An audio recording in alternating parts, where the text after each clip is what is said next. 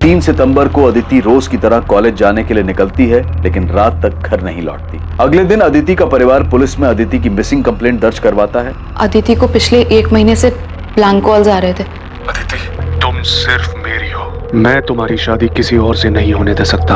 आखिर एक पीसीओ के सीसीटीवी में ब्लैंक कॉलर दिखाई दे जाता है और सिया उसे पहचान लेती है। ये आदत हमारे प्रोफेसर विनीत की है। सर, मैंने उसके साथ में कुछ नहीं किया है, मुझे नहीं पता वो कहाँ पर है। अदिति के कॉल रिकॉर्ड से टैक्सी ड्राइवर शाहिद बेग का नंबर मिलता है, जिससे अदिति की लगातार बात होती थी। हाँ साहब, ये तो वही लड़की है जो शाहिद के घर पे आती थी। सब ये लड़की का और शाहिद का चक्कर चल रहा था। इस घटना के 9 दिन बाद चिवारी गांव के पास के जंगलों से अदिति की लाश मिलती है। टैक्सी वाले शाहिद ने मेरी अदिति को मार दिया। इन्वेस्टिगेशन चल रही है सुभाष। लेकिन मुझे पूरा यकीन है कि उसी कमीने ने अदिति को मारा होगा। मैंने उसे तभी पहचान लिया था जब वो दोनों शादी करके यहाँ आए थे हमारे पास। अदिति की कजन सलोनी को शक है कि शायद उसके परिवार ने ही अपने खानदान की इज्जत को बचाने के नाम पर अदिति को मार दिया होगा। अब आगे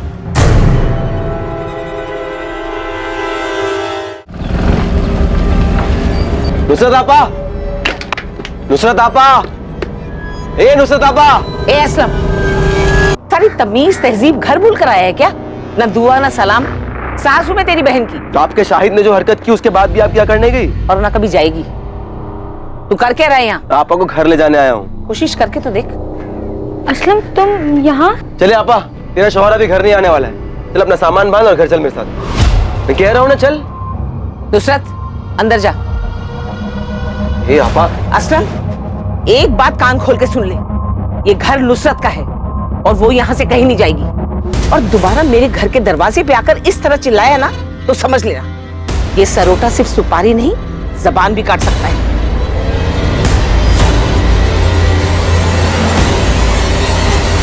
जंगल का एक भी कोना छूटा नहीं चाहिए। अंदर तक छान मारो। शायद अगर मर चुका है तो उसकी लाश यहीं कहीं जंगल में होनी चाहिए। मुझे रावत फैमिली कुछ ठीक नहीं लगती। अदिति के गायब होने के कुछ दिन बाद जब हमें अदिति और शाहिद के बारे में पता चला तो इन लोगों ने केस क्लोज करने के लिए बोल दिया। इनफैक्ट इस बात का जिक्र भी नहीं किया कि अदिति और शाहिद शादी करने के बाद उनके घर आए और अब जब अदिति की डेड बॉडी मिली है तब इन लोगों ने बताया कि वो दोनों घर आए थे। मतलब आपको लग रहा है कि? हाँ, शक है। उस दिन शायद मामला हद से ज्यादा बिगड़ गया हो, कहासुनी भी हुई हो। वैसे भी अदिति की फैमिली काफी कट्टर ख्यालत की, खासकर उसके ताऊजी जगमोहन रावत।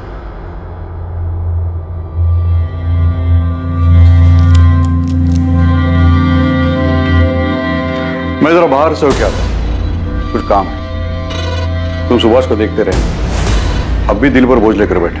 लेकिन इसमें उनकी क्या गलती थी? वो खुद को क्यों दोष दे रहे? ज्योति, रिश्ते का गला घोटना इतना आसान नहीं है, फिर चाहे तुम्हारे पीठ में कोई चुराई क्यों न घोप दे। सर, माथुर सर ने शाहिद के रायबरेली वाले घर का एड्रेस भेजा है। उदित, तुम तुरंत रायबरेली के लिए निकलो। और अगर ये सारा काम शाहिद का क्या कराया है और वो रायबरेली में कहीं छुपा हुआ है तो पहले से ही चौकन्ना होगा। और अगर उसे तनिक भी भनक लग गई तुम्हारे रायबरेली जाने के बारे में तो वहां से निकल सकता है और हम ये चांस बिल्कुल नहीं ले सकते। सो बी केयरफुल। मैं लोकल पुलिस से बात करता हूं।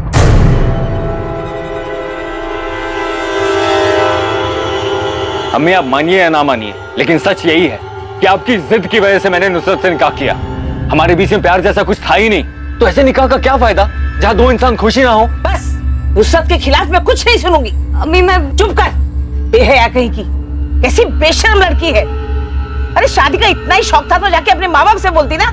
जवान है, सुंदर है, और कौन सी तेरी उम्र निकली जा रही है जो तूने मेरे शादीशुदा बेटे को फंसा लिया। अम्मी, ये लड़की अपने घर के ऐशो आराम को छोड़कर मेरे साथ आई क्योंकि मुझसे सच्चा प्यार करती है ये, और मेरे लिए बहुत मायने रखता है। और शायद मैं आपके लिए कोई मायने नहीं रखती।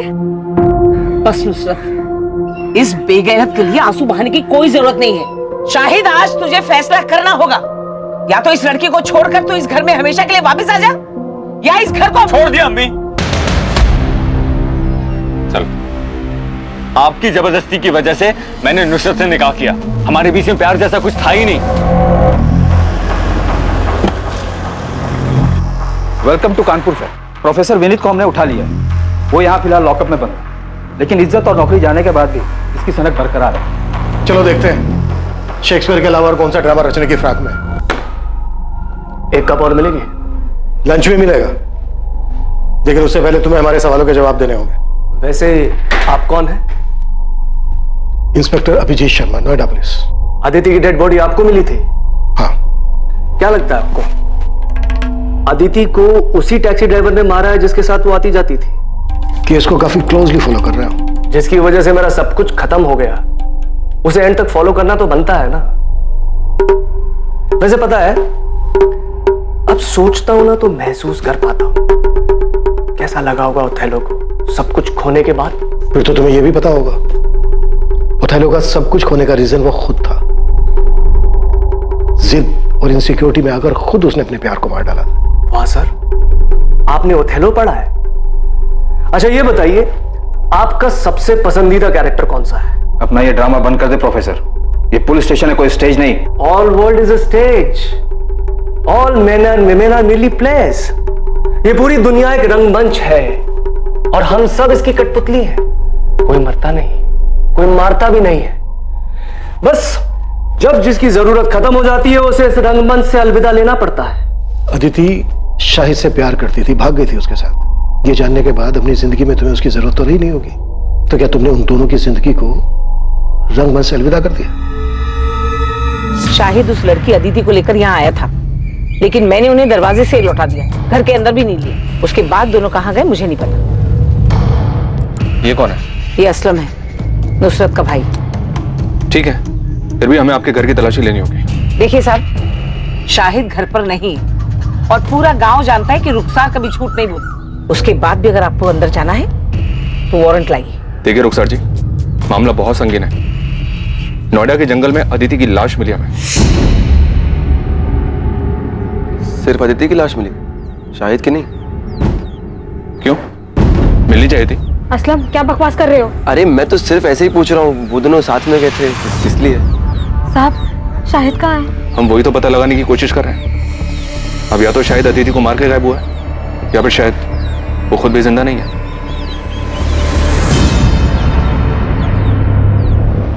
अदिति की शादी की बात सुनकर धमकी दी थी तुमने उसे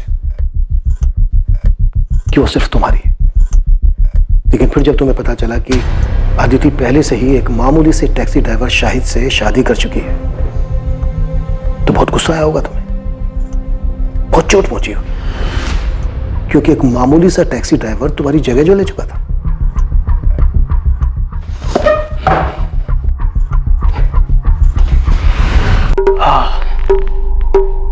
लीजिए, अब मैंने आपकी जगह ले ली, आपकी कुर्सी पर बैठा हूं, तो आप मेरा खून करना चाहते हैं? नहीं ना, क्योंकि आप जानते हैं कि मेरे यहां बैठने से आपकी वैल्यू और आपकी पोजीशन में कोई फर्क ही नहीं पड़ता। ठीक उसी तरह, चाहे मुझे अच्छा लगा या नहीं लगा, सच यही था कि अदिति उस टैक्सी ड्राइवर से प्यार करती थी। मेरे जोर जबरदस्ती करने के बाद भी उसके मन में उस टैक्सी ड्राइवर के लिए जो प्यार था उसमें कोई फर्क ही नहीं पड़ता।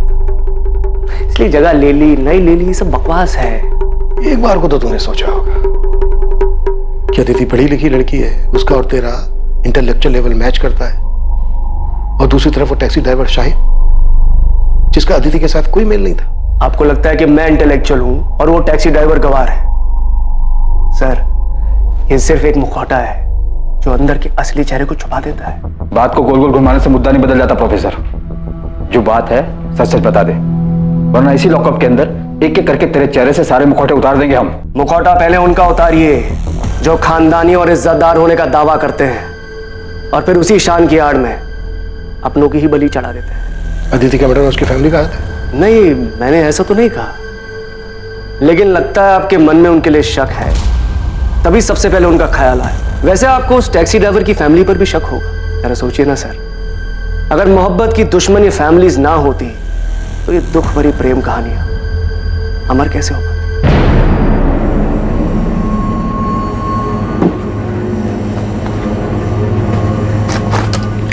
सुनिए, खाना लग गया है। हाँ, इतने पैसे? वो ऑफिस में एक एम्प्लॉय की माँ हॉस्पिटल में एडमिट है, उसकी मदद के लिए।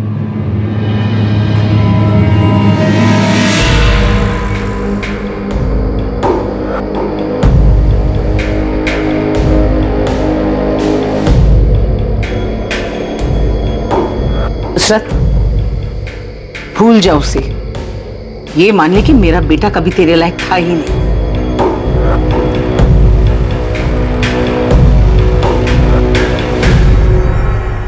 साहब, मेरा भाई असलम दिल का बहुत अच्छा है।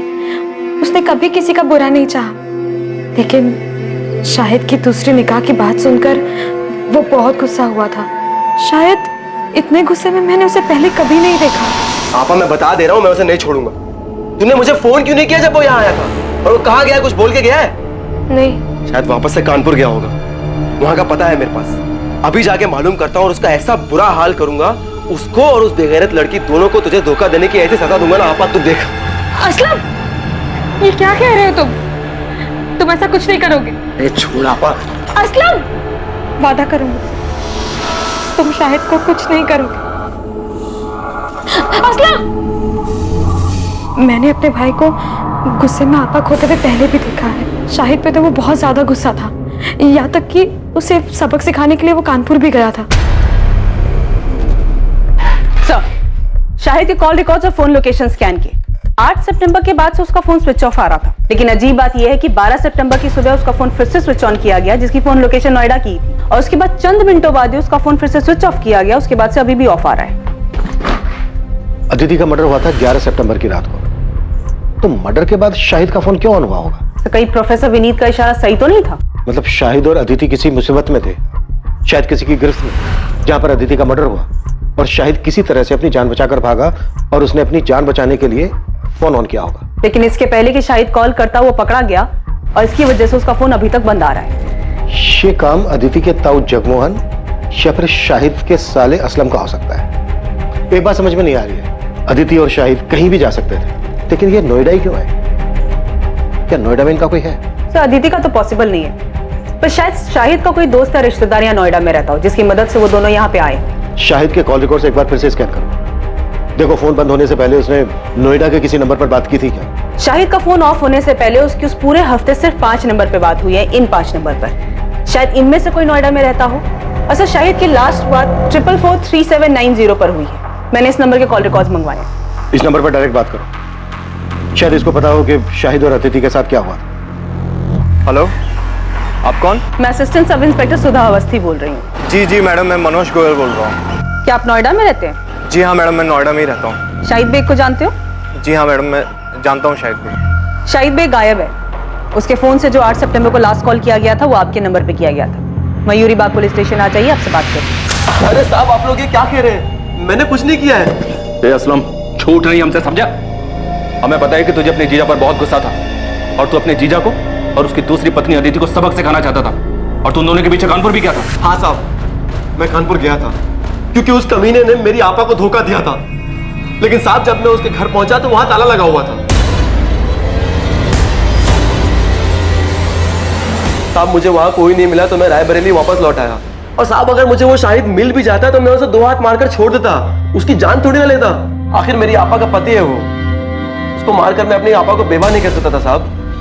मैं तो सिर्फ उसे सबक सिखाने के लिए, डराने धमकाने के लिए गया था, ताकि वो उस लड़की को छोड़कर मेरी आपा के पास वापस आ जाए। मान लिया कि तू अपनी बहन के पति को नहीं मार सकता था, पर तू अपनी बहन के सौतन को मार के अपनी बहन के घर को दोबारा तो बसा सकता था ना? साहब, मैंने किसी को नहीं मारा है साहब। अच्छा, तो तू 10 से 12 सितंबर के बीच नोएडा में नहीं था? नहीं साहब, मैं यही रायबरेली था, बस कानपुर गया था और वहां से आने के बाद कहीं नहीं गया। तेरे कॉल रिकॉर्ड्स मंगवाए हमने, समझा? अगर पता चला ना कि तूने झूठ बोला हमसे, तो कानपुर तो क्या, तो इस थाने के बाहर 4 कदम चलने लायक नहीं बचेगा, समझा?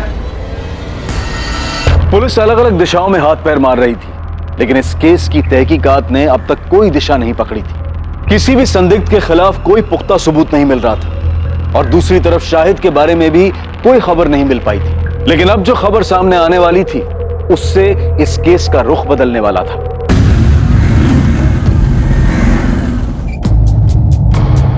सर, मैं भी रायबरेली से ही हूँ, नोएडा में पिछले 8 सालों से रह रहा हूँ। शाहिद मेरे बचपन का दोस्त है। क्या तुम ये भी जानते हो कि शाहिद एक लड़की के साथ भाग कर यहाँ नोएडा आया था? जी सर, जानता था, और ये भी जानता हूँ कि उस लड़की का नाम अदिति है। 12 सितंबर को हमें अदिति की डेड बॉडी। क्या डेड बॉडी? शाहिद का डर सही नहीं। शाहिद अदिति के साथ ऐसा नहीं कर सकता। वो दोनों एक दूसरे से बहुत प्यार करते थे, उन दोनों ने शादी भी की थी, पर उनके घर वालों ने मानने से इनकार कर दिया, तो उसने मुझे फोन किया। उसे कुछ पैसे और रहने के लिए जगह चाहिए थी। देख, अभी मेरे पास ना सिर्फ 5000 रुपए हैं, मैं तेरे अकाउंट में ट्रांसफर कर रहा हूँ। तुम दोनों टिकट कराओ और इधर नोएडा आ जाओ, बाकी इधर मिलकर सोचते हैं, ठीक है? देख, अगर तू कह रहा है ना कि अदिति के घर वाले कुछ भी कर सकते हैं, तो तेरा कानपुर छोड़ने का फैसला बिल्कुल सही है। मैं अदिति को कुछ नहीं होने दे सकता। मैं बस जल्दी से नोएडा की ट्रेन पकड़ के आ रहा हूँ। अब हमें कानपुर या रायबरेली में रहने में डर लग रहा है। सर, शाहिद मेरे पास यहाँ नोएडा आ गया था। तो 2 दिन शाहिद यहाँ नोएडा में तुम्हारे पास तुम्हारे घर पे रुका था? हाँ सर, मैंने इंतजाम किया था। वैसे मैं एक छोटा मोटा स्टेट एजेंट हूँ सर। सेक्टर 49 में एक फ्लैट मेरे पास खाली पड़ा था, उसकी चाबी मेरे पास ही थी। वो फ्लैट मुझे किराए पे चढ़ा, तो मैंने शाहिद और अदिति को वहाँ रहने दिया।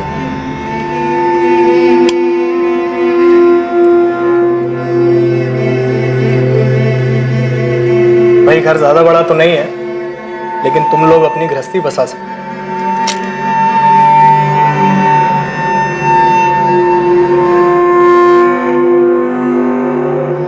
घर बड़ा नहीं, इंसान का दिल बड़ा होना चाहिए, जैसे कि आपका है।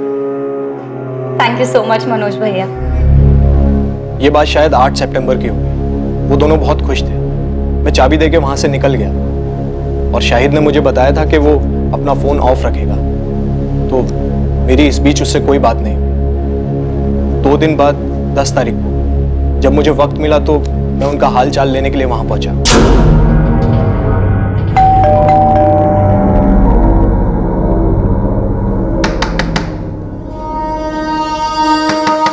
जब काफी देर तक दरवाजा पीटने के बाद भी उन्होंने कोई जवाब नहीं दिया तो मुझे थोड़ा अजीब लगा। मेरे पास फ्लैट की डुप्लीकेट चाबी थी, जिससे मैंने फाइनली दरवाजा खोला।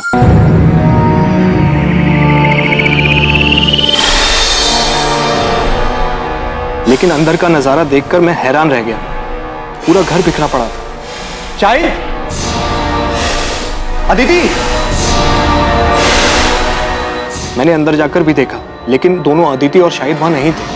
सर, मैंने शाहिद का फोन भी ट्राई किया था, लेकिन वो बंद था। मुझे समझ नहीं आ रहा था कि वहां हुआ क्या था। तुम्हें अपने दोस्त की इतनी चिंता थी तो फिर पुलिस को फोन क्यों नहीं किया? घर इतनी बुरी तरह से तहस नहस था, तो तुम्हें लगा नहीं कि कोई बड़ी बात हो सकती है? वो दोनों किसी मुसीबत में हो सकते हैं। सर, मैं डर गया था घर को उस हालत में देखकर। और फिर अगर घर के मकान मालिक को ये बात पता चल जाती कि मैंने ऐसे ही ये घर किसी को दे दिया तो मैं बहुत प्रॉब्लम में फंस जाता सर। इसलिए 2 दिन तक मैंने किसी को कुछ नहीं कहा। फिर मुझसे रहा नहीं गया सर। मैं पुलिस के पास आने ही वाला था कि शाहिद का फोन मुझे आया।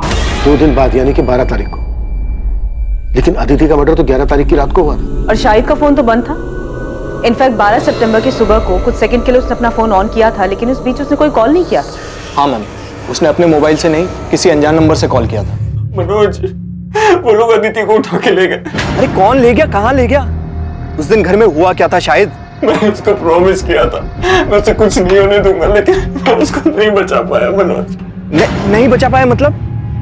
क्या हुआ अदिति को? तुम दोनों ठीक तो हो ना? मुझे उसके बगैर नहीं जीना मनोज। कोई मतलब नहीं है जीने का उसके बगैर। Hello Shahid, hello sir. मैंने फिर से उस नंबर पे कॉल किया तो पता चला वो नोएडा के किसी पीसीयू का नंबर है। मैं बहुत डर गया था सर, मुझे कुछ समझ नहीं आ रहा था। मैंने तो दोस्ती यारी में उसकी मदद की थी, पर इस झमेले में और नहीं फंसना चाहता था, इसीलिए मैंने किसी को कुछ नहीं बताया। अच्छा, शाहिद ने जब उस दिन तुम्हें फोन किया और कहा कि कुछ लोग अदिति को उठाकर ले गए, क्या लगता है तुम्हें शाहिद किसकी बात कर रहा है? पता नहीं सर, उसने किसी का नाम तो नहीं बताया, पर हाँ उसने एक बार बताया था कि अदिति के घर वाले काफी रूढ़िवादी किस्म के लोग थे। मुझे पता नहीं, पर उस दिन शाहिद से बात करके मुझे सबसे पहला ख्याल अदिति के घर वालों का आया। पूरी संभावना थी कि अदिति की तरह शाहिद को भी मार दिया गया था। शायद वो आरोपी नहीं बल्कि पीड़ित था। ये केस अब ऑनर किलिंग का नजर आने लगा था। पर अब सवाल यह था कि ये घिनौना खेल किसके परिवार द्वारा रचा गया था, अदिति या फिर शाहिद? असलम के कॉल रिकॉर्ड्स आ गए? नहीं सर, अभी तक नहीं आए, पर हमारी नजर 24 घंटे उस पर है। सर, मनोज को जिस पीछे से कॉल आया था वहां कोई सीसीटीवी नहीं है। दुकानदार को भी कॉलर का चेहरा याद नहीं है। हमने उसे शाहिद की फोटो भी दिखाई, पर वो पहचान नहीं पाया। मनोज की बात से तो ये ऑनर किलिंग का ही केस लग रहा है। एक काम करो, अदिति के ताऊ जगमोहन और पिता सुभाष, इन दोनों को भी कॉल रिकॉर्ड्स निकालो। हो सकता है इन दोनों ने ये काम किया हो, और पूरे चांसेस हैं कि इस केस में सुपारी दी गई हो।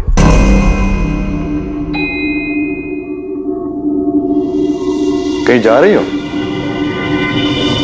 हाँ, वो थोड़ा बाजार जा रही थी, सामान लाना था। अरे तो ड्राइवर को बोल देती, वो लेके आता। अरे नहीं, यही पास के बाजार ही जा रही हूँ। पैदल चली जाऊंगी। इसी बहाने थोड़ा चलना हो जाएगा। चलती हूँ।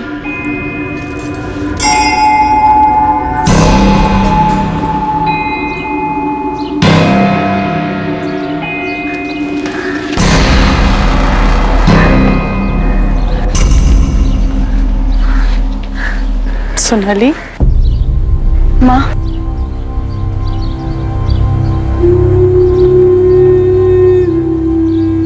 सोनाली, तुझे ये जगह याद है? तुझे और अदिति को ये जगह बहुत पसंद थी। तू तो दूसरे बच्चों के साथ खेलती थी, लेकिन अदिति चुपचाप एक जगह बैठकर किताब पढ़ा करती थी। मैंने जो किया उसके लिए अब तक नाराज हो आप मुझसे, या आप पापा से डरती हैं कि उन्हें पता चल गया तो बवाल मचा देंगे? सोनाली, ये सब इतना आसान नहीं है। हम जिस समाज में रहते हैं, बस इसी समाज की वजह से आज तुम्हारी दोनों बेटियां तुमसे अलग हैं। और पापा की रूढ़िवादी सोच की वजह से ना आज अपनी एक बेटी को हमेशा हमेशा के लिए खो चुकी हैं आप। घर में अगर कम से कम आपने अदिति को समझने की कोशिश की होती ना, तो इस तरह घर से भागी नहीं होती। शायद उसके अकेलेपन का सहारा इसीलिए बन पाया क्योंकि हम लोग, उसका परिवार उसको समझ ही नहीं पाए। और इन्हीं सभी बंदिशों की वजह से उसने ये बगावत की थी। लेकिन इस बगावत का क्या फायदा? आखिर सजा तो उसे ही भुगतनी पड़ी ना।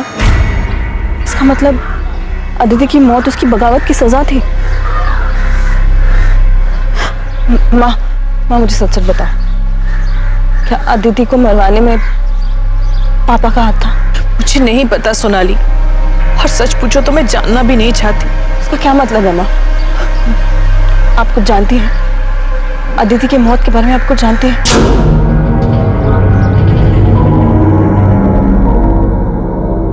सुभाष, संभालो अपने आप को। अरे जिसने एक पल में बिना सोचे हम सबको पराया बना दिया, अपने नाम और परिवार की इज्जत के बारे में तक नहीं सोचा, उसके बारे में भूल जाना ही अच्छा है। भैया, आप जिसकी बात कर रहे हो मेरी बेटी है। सुभाष, अदिति मेरी भी बेटी थी। मेरे लिए भी ये सब करना आसान नहीं है, लेकिन अपने परिवार और प्रतिष्ठा बनाए रखने के लिए हमने जो फैसला लिया है वो बिल्कुल सही है। जब से अदिति की लाश देखी है, तब से घूम फिर कर ये बात मेरे मन में आके अटक जाती है। फिर लगता है कि नहीं, वो ऐसा कुछ नहीं कर सकते, लेकिन उनकी बातें याद आ जाती हैं और फिर लगता है कि इन सब के पीछे इन्हीं का हाथ है।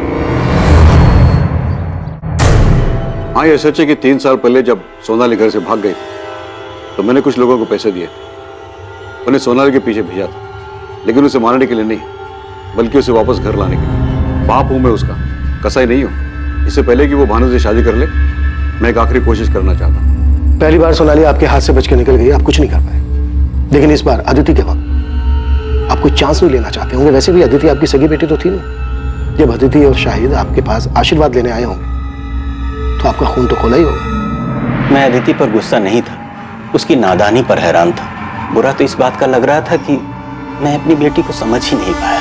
शायद इसीलिए उसने मुझसे बिना पूछे इतना बड़ा कदम उठाया, इतनी बड़ी गलती कर दी। तो मतलब आप ये मानते हैं कि अदिति ने जो किया वो गलत था? हाँ, बिल्कुल गलत था, और आज जो उसकी हालत हुई है वो उसी गलती का नतीजा है। तो आप ये मानते हैं जगमोहन जी कि अदिति की मौत उसकी गलती की वजह से हुई? तो जाहिर सी बात है इस बात पर आपको खुशी हुई होगी। ये कैसा बेहुदा सवाल है इंस्पेक्टर? अदिति मेरी भी बच्ची थी, मुझे जिंदगी भर उसे खोने का दुख रहेगा। और पछतावा? हाँ, वो भी है कि मैं अपनी बेटी को समझ नहीं पाया। बाप होने के बावजूद अपनी बेटी को बचा नहीं सका।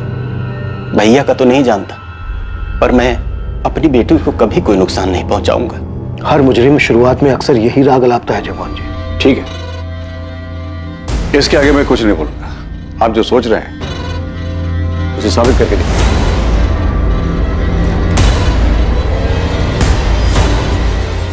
पॉसिबल है अदिति के ताऊ जगमोहन ने ही अदिति और शाहिद दोनों की सुपारी थी। बड़े लोग हैं सर, इतना तो पक्का है कि खुद के हाथ गंदे नहीं किए होंगे। जैसे सोनाली के वक्त गुंडे भेजे थे, शायद इस बार भी किसी को सुपारी दी हो। खबरी नेटवर्क को एक्टिव करते हैं, नोएडा और कानपुर, इन दोनों जगह के हिस्ट्री शीटर्स को स्कैन करने के लिए बोलते हैं। अगर इन दोनों में से किसी भी जगह से सुपारी निकली होगी तो पता चल जाएगा।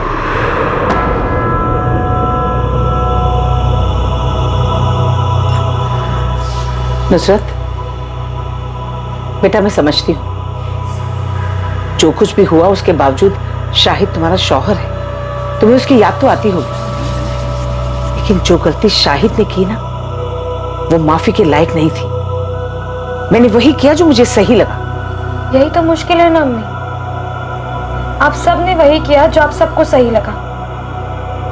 आपको सही लगा तो आपने शाहिद की मर्जी के बगैर उनका निकाह हमसे करवा दिया। शाहिद को सही लगा तो उन्होंने मुझे बिना बताए अपना जीवन साथी चुना। आपको सही लगा तो आपने उनको घर से निकाल दिया। असलम को सही लगा तो उन्होंने, इन सब में मैंने तो अपना सब कुछ खो दिया ना। ना आज मेरे पास शौहर है, ना आज मेरे पास औलाद है। अरे मुझे तो ये तक भी नहीं पता कि शायद जिंदा है या नहीं। अम्मी, अगर आज तक अब सब कुछ सही करती आई तो मेरे साथ गलत कैसे हो गया? कुछ समझ में नहीं आ रहा है। इतने सारे सस्पेक्ट्स हैं, पर किसी के खिलाफ भी कोई पुख्ता सबूत नहीं मिल रहा है। सर, अदिति के ताऊ जगमोहन रावत, पिता सुभाष रावत और प्रोफेसर विनीत अग्रवाल, इन सबके कॉल रिकॉर्ड स्कैन किए, सब क्लियर है सर। पर ये असलम के कॉल रिकॉर्ड में से गड़बड़ दिखाई दे रहा है। 10 और 11 सितंबर को इसका फोन स्विच ऑफ था।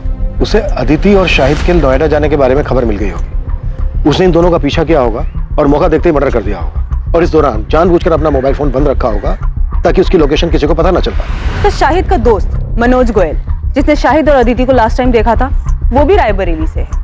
सर, शायद मनोज भी असलम को जानता हो, उसे आइडिया हो कि असलम नोएडा आया था या नहीं। बात करो मनोज। और मैं असलम को उठाता हूँ सर। पता नहीं क्यों मुझे ऐसा लग रहा है कि हम कोई लिंक मिस कर रहे हैं। कुछ तो है जो सही नहीं बैठ रहा है।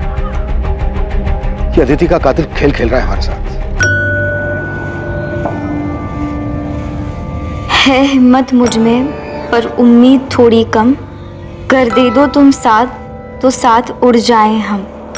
Very nice, it's actually very nice. एक काम करना, अपने इस असाइनमेंट का एंड तुम इसी पोएम से करना। इनफैक्ट तुम ये पोएम पूरी क्लास के सामने सुनाओगे। नहीं सर, अब आपके सामने बोल लिया पर सबके सामने नहीं बोल पाऊंगी। अरे क्या हुआ, जैसे मेरे सामने बोला वैसे सबके सामने बोलना। डोंट गेट स्कैर्ड, मैं हूं ना। आपकी बात अलग है सर, आप शायद ऐसे इकलौते इंसान हैं जिसके सामने मैं ऐसे पोएम सुना पाई, क्योंकि मैं आपके साथ बहुत कंफर्टेबल फील करती हूँ। झूठ झूठ बोला था तुमने। मैं इकलौता नहीं था, कोई और भी था।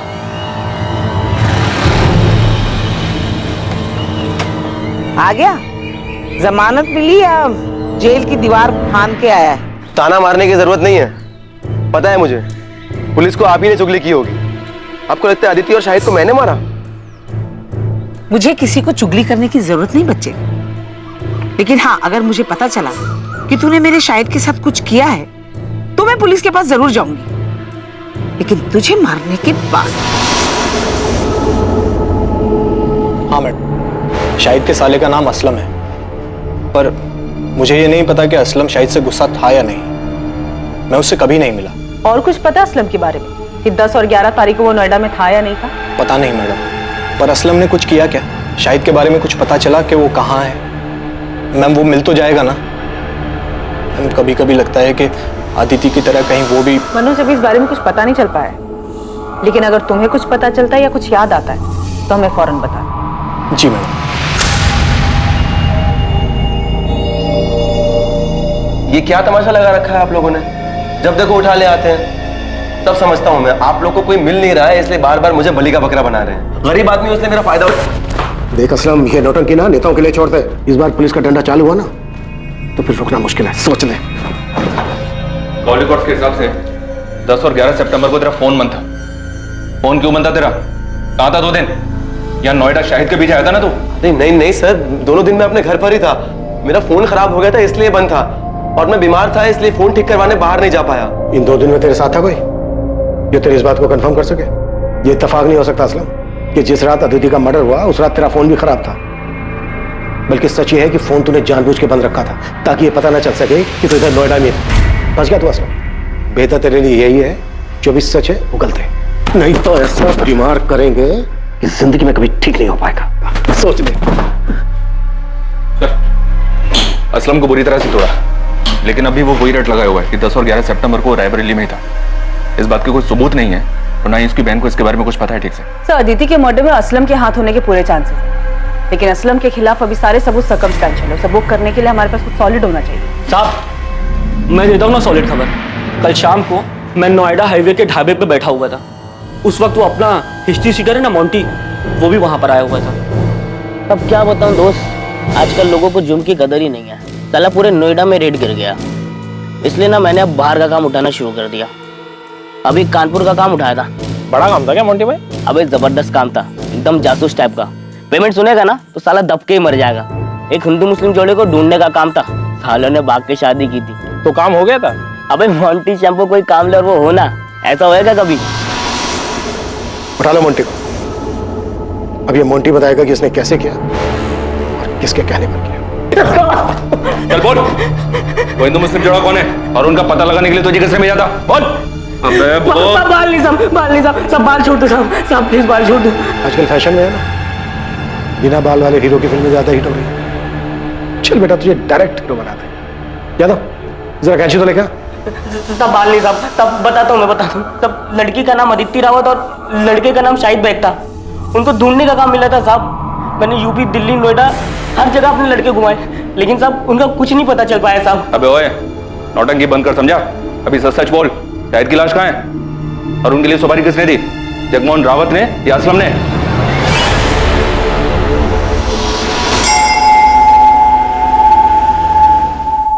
देखिए, बात को घुमाइए मत, सीधे सीधे बोलिए कि आपको लगता है मैंने अदिति को मारा है और आप मुझे गिरफ्तार करने आए।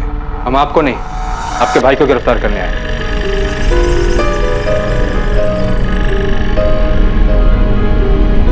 सुभाष को क्या किया इसने? वो तो यही बेहतर बता पाएंगे।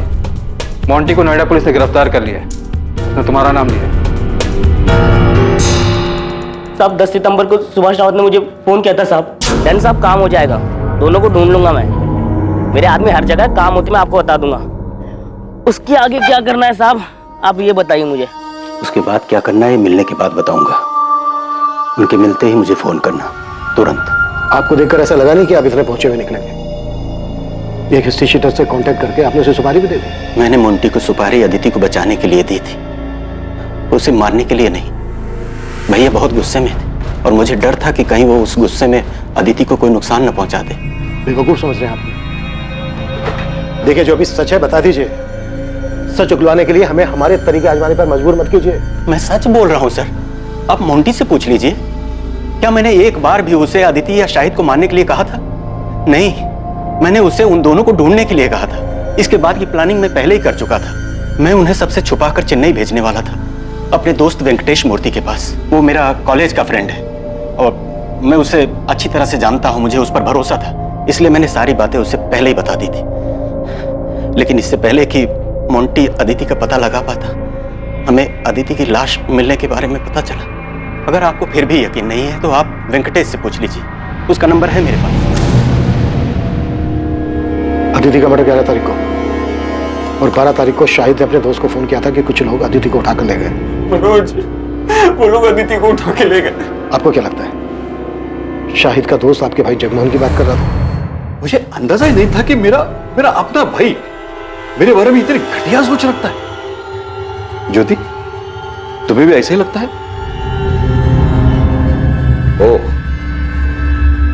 तो आज मेरे समझ में आया कि मेरा परिवार मेरे बारे में क्या जानता है, क्या समझता है। क्योंकि आपने कभी किसी को समझने का मौका ही नहीं दिया ना। सुभाष, मैंने हर फैसले में तू मेरे साथ खड़ा था। मैंने कभी कोई फैसला अकेले में नहीं लिया है। हम लोग भाई है सुभाष, हमारी परवरिश, हमारी सोच एक सी है। अदिति के देर से घर आने से लेकर उसके जीन्स पहनने, लड़कों के साथ बात करने, पढ़ाई के लिए बाहर जाने तक तुझे भी हर बात खटेती थी जितनी कि मुझे। और अगर ऐसा नहीं था तो तूने मुझे टोका क्यों नहीं? क्योंकि तू भी वही चाहता था। फर्क सिर्फ इतना है कि तूने हर बार बंदूक मेरे कंधे पर रखकर चलाई। अदिति और शाहिद की शादी से तुझे भी उतना ही बुरा लगा था जितना कि मुझे। क्या पता तूने मोंटी को उन्हें बचाने के लिए भेजा था या मारने के लिए। आप कह रहे हो कि मैं खुद अपनी बेटी को मरवाऊंगा? अच्छा, अपनी बेटी? आज जब तेरी अपनी बेटी की बात आई तो तूने बिना सोचे समझे मुझ पर उंगली उठा दी। सुभाष, एक ही सिक्के के दो पहलू है हम। फर्क सिर्फ इतना है कि हमारे चेहरे अलग अलग हैं। तूने मुखड़ा पहन रखा है और मेरा सच सबके सामने है। जब शक दिलों में घर कर जाता है तो रिश्तों में भी दरारें पड़ने लगती हैं। और यहां भी ऐसा ही हो रहा था। सभी एक दूसरे पर शक कर रहे थे, आरोप लगा रहे थे, लेकिन दावे के साथ किसी के पास भी कहने के लिए कुछ नहीं। आखिरकार पुलिस को एक ठोस सुराग मिलने वाला था। कातिल के चेहरे पर से मुखौटा उतरने वाला था।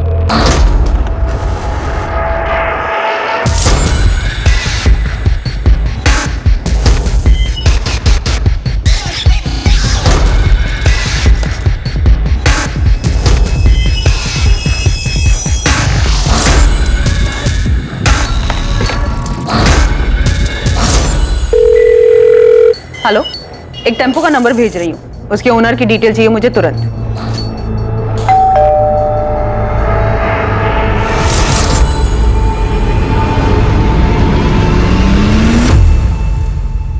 मैं जानता हूं तुम्हारी मां तुमसे छुप कर मिलती है।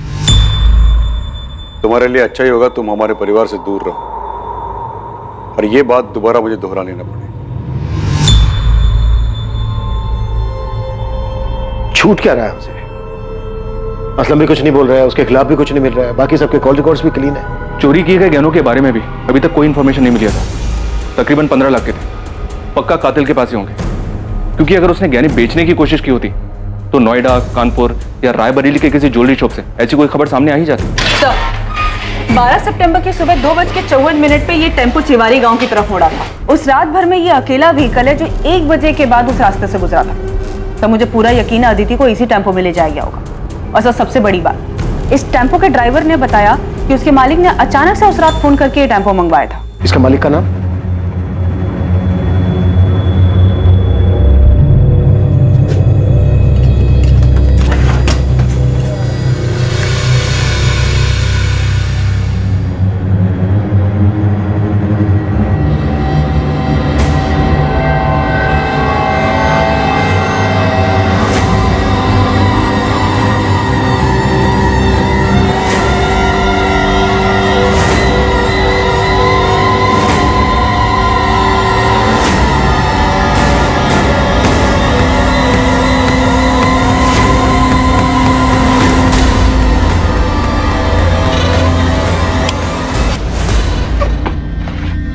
अरे अरे अरे अरे, दुल्हन क्यों बन रहा है? एक बार तेरी शक्ल तो देखने दे ठीक से। अड़ा तो तू है, ससुराल से बुलावा है तेरी, वहां चलकर चाहे जितनी मर्जी शर्मा लेना। चलो सर, ये अदिति की ज्वेलरी लग रही है। साहब मैंने कुछ नहीं किया साहब। अबे चुप। वो टेम्पो मिल गया हमें जिसमें तू अदिति की लाश को लेकर गया था जंगल में। अभी सीधी तरह से ये बोल, शाहिद की लाश को कहां ठिकाने लगाया तूने? ए रुक, कौन है तू? रुक इधर। पकड़ो इसे।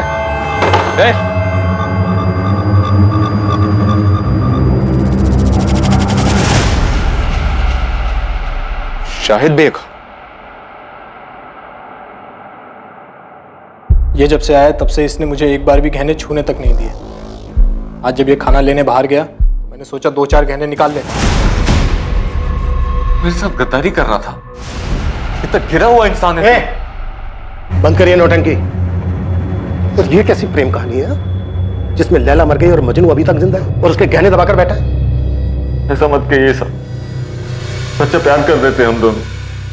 निकाह भी किया था हमने, सबकी सहमति से नया घर बसाना चाहते थे, लेकिन ऐसा हुआ नहीं। तो तुम अदिति को लेकर यहाँ नोएडा मनोज के घर ले आए और सर हम इसके दिए हुए घर में खुश थे।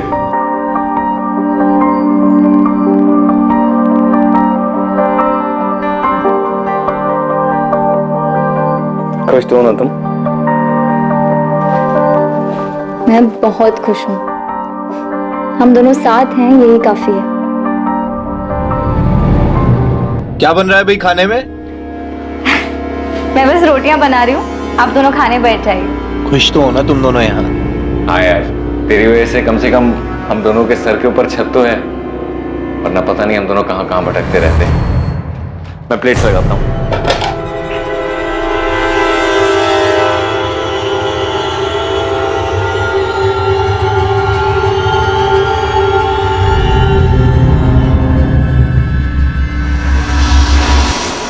शाहिद ने मुझे कई महीने पहले अदिति की फोटो भेजी थी। मुझे वो तभी से अच्छी लगने लगी थी और जब मैंने अदिति को सामने से देखा तो मेरा दिमाग घूम गया।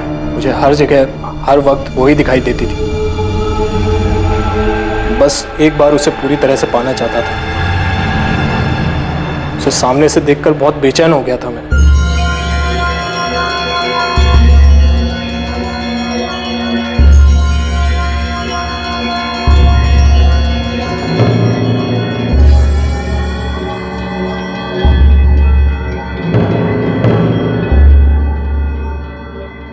मनोज भैया, शाहिद बस 5 मिनट में ना कर आएगा, तब तक आप चाय पीजिए।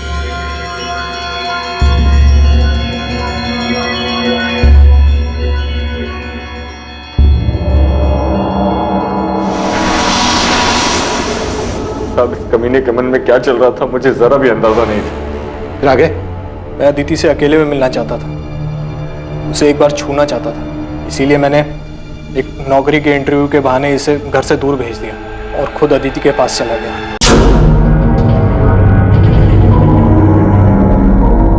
हो गया अदिति? हाँ, बस 2 मिनट।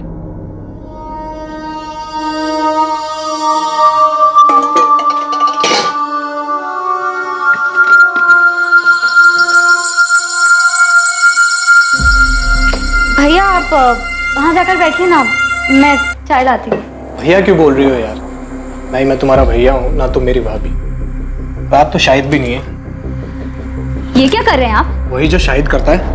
दूर रहिए, पागल तो नहीं हो गए? देखिए, आप मुझसे दूर रहिए वरना ठीक नहीं होगा। शादीशुदा शाहिद में ऐसा क्या है जो मुझ में नहीं है? मुझे क्यों मना कर रही है? तो पागल तो नहीं हो गए? अब जाइए यहाँ से।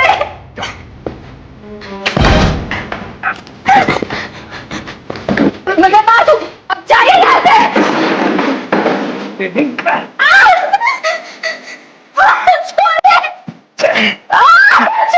छोड़िए मत मुझे भैया।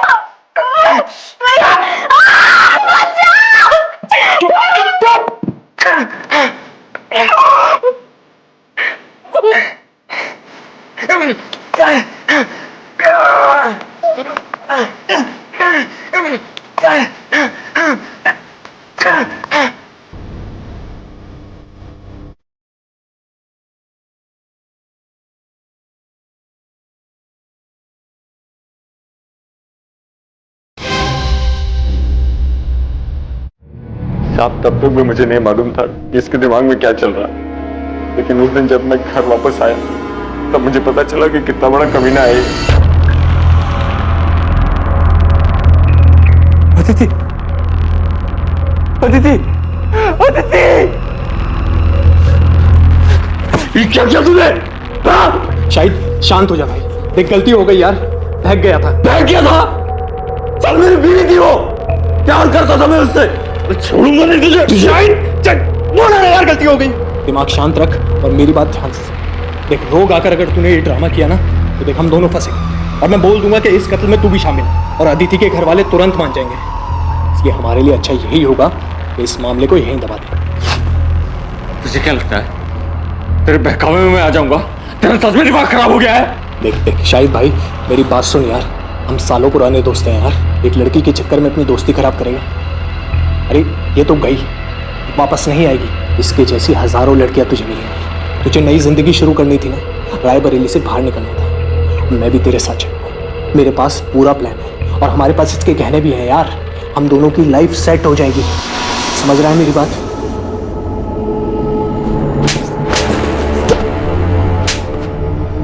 जिस लड़की ने तेरे लिए अपना घर छोड़ा, परिवार छोड़ा, ऐशो आराम छोड़ा, कुछ नहीं देखा तेरे सामने, उस लड़की की मौत से तू 5 मिनट में उबर गया। ये प्यार था तेरा अदिति के लिए? क्या करता सर मैं? आप ही बताइए। अदिति तो मर गई थी, वापस नहीं आने वाली, इसलिए मनोज जैसा कहता रहा मैं वो करता रहा।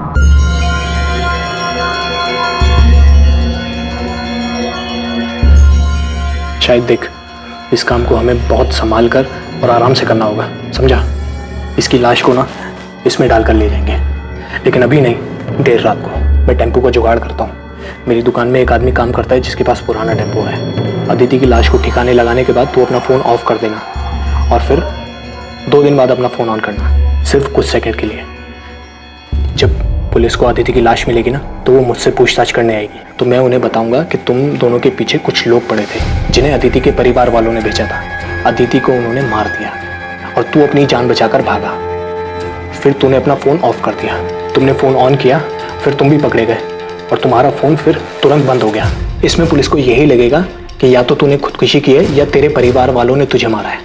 और जब तक ये मामला शांत नहीं हो जाता, मेरे पास एक और ठिकाना है, तू वहां छुप जा।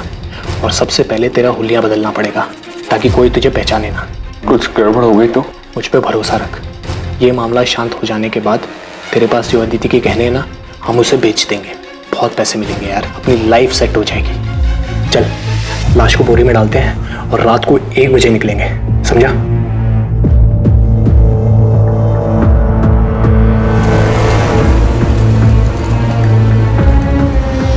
और फिर अदिति की लाश को हम जंगल में फेंककर घर वापस आ गए। साले तू अदिति से प्यार करता था, 5 मिनट में उसके कातिल के प्लान में शामिल हो गया ताकि तू अदिति के पैसों से एक सुकून भरी जिंदगी शुरू कर सके। मैं इसके बहकावे में आ गया था। मैं सच कह रहा हूँ, उसकी मौत का मुझे अभी भी बहुत अफसोस है। मैंने अपनी पूरी जिंदगी में तेरे जैसा स्वार्थी आदमी नहीं देखा। क्या नहीं था तेरे पास? हाँ? क्या नहीं था तेरे पास? एक समझदार बीवी थी, बेहद प्यार करने वाली अदिति थी, लेकिन सच ये है कि तू इनमें से किसी के लायक नहीं था।